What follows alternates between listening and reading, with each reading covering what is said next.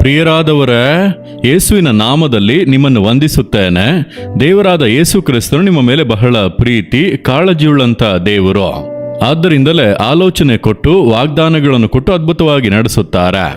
ಈ ದಿನ ಕೂಡ ಕೆಲವೊಂದು ವಿಷಯಗಳು ನಿಮ್ಮ ಹೃದಯವನ್ನು ಬಾಧಿಸಿ, ಯಾಕೆ ಈ ರೀತಿ ನಡೆಯಿತು, ಯಾಕೆ ಈ ರೀತಿ ನಡೆಯಬೇಕು, ಯಾಕೆ ನನ್ನ ಕುಟುಂಬ ಮಾತ್ರ ಈ ರೀತಿಯಾಗಿದೆ, ನನ್ನ ಜೀವಿತದಲ್ಲಿ ಮಾತ್ರ ಯಾಕೆ ನಾನು ಈ ರೀತಿ ಕಷ್ಟಪಡುತ್ತಾ ಇದ್ದೇನೆ, ಯಾಕೆ ಈ ರೀತಿಯಂತ ಕಾರ್ಯಗಳು ನನ್ನ ಜೀವಿತದಲ್ಲಿ ನಡೆಯುತ್ತಾ ಇದೆ ಎಂಬುದಾಗಿ ಹಳೆಯ ಕಾರ್ಯಗಳನ್ನು ಯೋಚಿಸುತ್ತೀರಿ, ಪರಿಸ್ಥಿತಿಗಳನ್ನು ನೋಡುತ್ತಾ ಇದ್ದೀರಿ, ಹೃದಯದಲ್ಲಿ ಅನೇಕ ಪ್ರಶ್ನೆಗಳು ಏಳುತ್ತಾ ಇವೆ. ಆ ರೀತಿಯಾಗೆಲ್ಲ ಕಷ್ಟಪಡುತ್ತಾ ಇದ್ದೀರಲ್ಲ, ನಿಮ್ಮೊಂದಿಗೆ ದೇವರು ಮಾತನಾಡುತ್ತಾರೆ.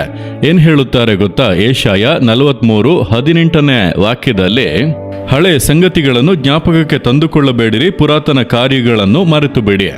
ದೇವರು ಹೇಳುತ್ತಾರೆ, ಹಳೆಯ ಸಂಗತಿಗಳು, ನೀವು ಹಿಂದೆ ಮಾಡಿದಂಥ ಕೆಲವೊಂದು ಪಾಪಗಳು, ನೀವು ಮನ ತಿರುಗಿದ್ದೀರಿ, ರಕ್ಷಣೆ ಹೊಂದಿದ್ದೀರಿ, ಆದರೆ ಹಳೆಯ ಪಾಪಗಳನ್ನು ಸೈತಾನ ನೆನಪಿಗೆ ತರುತ್ತಾ ಇದ್ದಾನ? ಅದು ಸೈತಾನನ ತಂತ್ರ. ನೀನು ಈ ರೀತಿಯೆಲ್ಲ ಪಾಪ ಮಾಡಿದ್ದೀಯಲ್ಲ, ನಿನಗೆ ಆಶೀರ್ವಾದ ಬರುತ್ತದೆ. ಅದನ್ನೆಲ್ಲ ಯೇಸು ಕ್ಷಮಿಸಿ ಮರೆತು ಬಿಟ್ಟನು. ಯೇಸು ಕ್ಷಮಿಸಿ ಮರೆತಂಥ ಪಾಪಗಳನ್ನು ಸೈತಾನ ನೆನಪಿಗೆ ತರುವನು. ಅದಕ್ಕೆ ದೇವರು ಹೇಳುತ್ತಾರೆ, ಹಳೆಯದನ್ನು ನೆನಪಿಸಿಕೊಳ್ಳಬೇಡ ಮಗನೇ, ಮಗಳೇ, ಅದನ್ನು ನೆನಪಿಸಿಕೊಂಡು ಇರಬೇಡ. ಹಳೆಯ ಸೋಲುಗಳು, ವಂಚನೆಗಳು, ಇಕ್ಕಟ್ಟುಗಳು, ಹಾದು ಬಂದ ಮಾರ್ಗದಲ್ಲಿ ಉಂಟಾದಂಥ ಕೆಲ ಗಾಯಗಳು, ಅದು ಹೃದಯವನ್ನು ಬಿಟ್ಟು ಹೋಗುತ್ತಾ ಇಲ್ಲ. ಹೃದಯದಲ್ಲೇ ಅದು ಗಾಯವಾಗಿರುವುದರಿಂದ ಅದನ್ನೇ ಯೋಚಿಸಿ ನಂತರ ಜೀವಿತದಲ್ಲಿ ಯಾಕೆ ಒಳ್ಳೆಯದು ನಡೆಯುತ್ತಲೇ ಇಲ್ಲ, ಕೆಟ್ಟದ್ದೇ ನಡೆಯುತ್ತಾ ಇದೆ ಎಂದು ಸೋತು ಹೋಗುತ್ತೀರಿ. ದೇವರು ಹೇಳುತ್ತಾರೆ, ಮಗನೇ, ಹಳೆಯ ಸಂಗತಿಗಳನ್ನು ನೆನಪಿಸಿಕೊಂಡಿರಬೇಡ, ಪೂರ್ವ ಕಾರ್ಯಗಳನ್ನು ಯೋಚಿಸಿಕೊಂಡು ಇರಬೇಡ. ನನ್ನ ಅಪ್ಪನ ಕಾಲ ಹೇಗಿತ್ತು ಗೊತ್ತಾ, ನನ್ನ ತಾತ ಹೇಗಿದ್ದರು ಗೊತ್ತಾ, ನಮ್ಮ ಹಳೆಯ ಕಾಲ ಹೇಗಿತ್ತು ಗೊತ್ತಾ ಎಂಬುದಾಗಿ ಅದರಲ್ಲೇ ಹೆಚ್ಚಳ ಪಡದೆ ಇಂದು ಅದರಿಂದ ಯಾವುದೇ ಪ್ರಯೋಜನ ಇಲ್ಲ, ಯಾವುದೇ ಆಶೀರ್ವಾದ ಬರುವುದಿಲ್ಲ. ದೇವರು ಹೇಳುತ್ತಾರೆ, ನೀನದನ್ನು ಕ್ಷಮಿಸಿ ಮರೆತು ಬಿಡಬೇಕು, ನಿನ್ನ ಹೃದಯದಿಂದ ಅದು ಹೋಗಬೇಕು.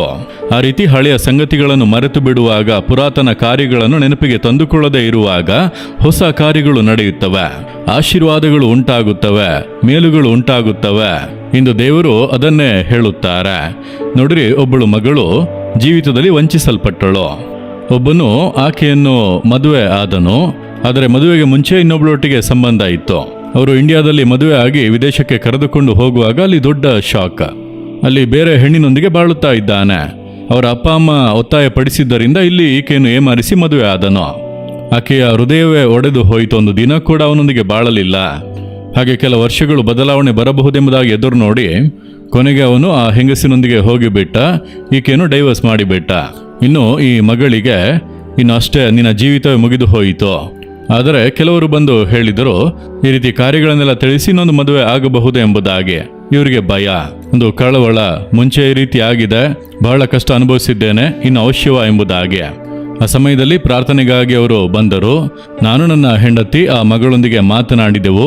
ನಿನ್ನ ಹಳೆಯ ಜೀವಿತದಲ್ಲಿ ಉಂಟಾದಂಥ ಆ ವಂಚನೆಗಳು, ಗಾಯಗಳು, ವೇದನೆಗಳು, ನೀನದನ್ನು ಕ್ಷಮಿಸಿ ಮರೆತು ಬಿಡುವಾಗಲೇ ದೇವರು ಹೊಸ ಕಾರ್ಯವನ್ನು ಮಾಡಲು ಸಾಧ್ಯ. ಇನ್ನು ಮುಂದೆ ಮತ್ತೆ ಹಾಗೆ ಆಗುತ್ತದೇನೋ ಎಂಬುದಾಗಿ ನೀನು ಭಯಪಡಬೇಕಾಗಿಲ್ಲ. ಒಂದು ಬಾರಿ ಆ ರೀತಿ ಆಯಿತು, ನೀನದನ್ನು ದಾಟಿ ಬಂದಿದ್ದೀಯಾ. ದೇವರು ನಿನಗೆ ಅದರಿಂದ ಪೂರ್ಣ ಬಿಡುಗಡೆಯನ್ನು ಕೊಟ್ಟು ಹೊಸ ಜೀವಿತವನ್ನು ಕೊಡಲು ಬಯಸುತ್ತಾರೆ. ನೀನು ಒಪ್ಪಿಸಿಕೊಡು ಎಂದು ಹೇಳುವಾಗ ನನಗೆ ಅದನ್ನು ಮರೆಯುವುದಕ್ಕೆ ಆಗುತ್ತಾ ಇಲ್ಲ, ಅದರ ಬಾಧೆ ಗಾಯಗೊಳಿಸುತ್ತಾ ಇದೆ. ಅದಕ್ಕೆ ಯೇಸು ಸಹಾಯ ಮಾಡುವರು. ಆಕೆ ಒಪ್ಪಿಸಿಕೊಟ್ಟು ಪ್ರಾರ್ಥನೆ ಮಾಡಿದಾಗ ಒಳ್ಳೆಯ ಒಂದು ಜೀವಿತ, ಬಹಳ ಪ್ರೀತಿಸುವಂಥ ಗಂಡ, ಆಶೀರ್ವಾದವಾದ ಕುಟುಂಬ ಜೀವಿತವನ್ನು ರೂಪಿಸಿಕೊಟ್ಟರು. ಆ ಮಗಳು ಹಳೆಯದನ್ನು ನೆನಪಿಸಿಕೊಳ್ಳುತ್ತಲೇ ಇರುವವರೆಗೂ ಒಂದು ಹೊಸ ಆರಂಭವನ್ನು ದೇವರಿಂದ ಕೊಡಲು ಆಗಲಿಲ್ಲ. ಇದೇ ರೀತಿಯಾಗಿ ಅನೇಕರ ಜೀವಿತ. ಆದ್ದರಿಂದ ದೇವರು ಹೇಳುತ್ತಾರೆ, ಹಳೆಯದನ್ನು ನೆನಪಿಸಿಕೊಳ್ಳಬೇಡ ಮಗನೇ, ಮಗಳೇ, ಅದನ್ನೇ ಯೋಚಿಸಿ ದುಃಖ ಪಡಬೇಡ. ಆ ಕಾರ್ಯಗಳನ್ನು ದೇವರ ಪಾದಗಳಲ್ಲಿ ಇಟ್ಟು ಮುಂದೆ ಸಾಗೆಂಬುದಾಗಿ ಹೇಳುತ್ತಾರೆ. ಪ್ರಾರ್ಥಿಸುವಿರ? ಹೃದಯದಲ್ಲಿ ಕೈ ಇಟ್ಟುಕೊಂಡು, ಯೇಸುವೆ, ಈ ಕಾರ್ಯಗಳು ನನ್ನನ್ನು ಗಾಯಗೊಳಿಸಿವೆ. ಹಳೆಯ ವೇದನೆಗಳು, ಕಷ್ಟಗಳು, ನಷ್ಟಗಳು, ನಿಂದೆಗಳು, ಇಕ್ಕಟ್ಟುಗಳು, ಹಳೆಯ ಸೋಲುಗಳು ನನ್ನನ್ನು ಬಹಳವಾಗಿ ಬಾಧಿಸಿವೆ. ಅದನ್ನು ಪದೇ ಪದೇ ಯೋಚಿಸಿ ವೇದನೆ ಪಡುತ್ತೇನೆ. ಅದನ್ನು ನನ್ನ ಹೃದಯದಿಂದ ತೆಗೆದುಹಾಕಿ ಆ ಯೋಚನೆಗಳನ್ನು ನೀಗಿಸಿ, ಗಾಯಗಳನ್ನು ಮಾರ್ಪಡಿಸಿ, ಹಳೆಯ ಕಾರ್ಯಗಳನ್ನು ನೆನಪಿಸಿಕೊಂಡು ಇರದಂತೆ ನನಗೊಂದು ಹೊಸ ಆರಂಭವನ್ನು ಕೊಡಿರಿ ಎಂಬುದಾಗಿ ಮಗನು ಪ್ರಾರ್ಥಿಸುತ್ತಿದ್ದಾನೆ. ಮಗಳು ಪ್ರಾರ್ಥಿಸುತ್ತಾ ಇದ್ದಾಳೆ. ಇಂದಿನಿಂದಲೇ ಒಂದು ಬದಲಾವಣೆಯನ್ನು ಕೊಟ್ಟು ಈ ಮಕ್ಕಳನ್ನು ಆಶೀರ್ವದಿಸಿರಿ. ಯೇಸುವಿನ ನಾಮದಲ್ಲಿ ಪ್ರಾರ್ಥಿಸುತ್ತೇನೆ ತಂದೆಯೇ. ಆಮೇನ್, ಆಮೇನ್.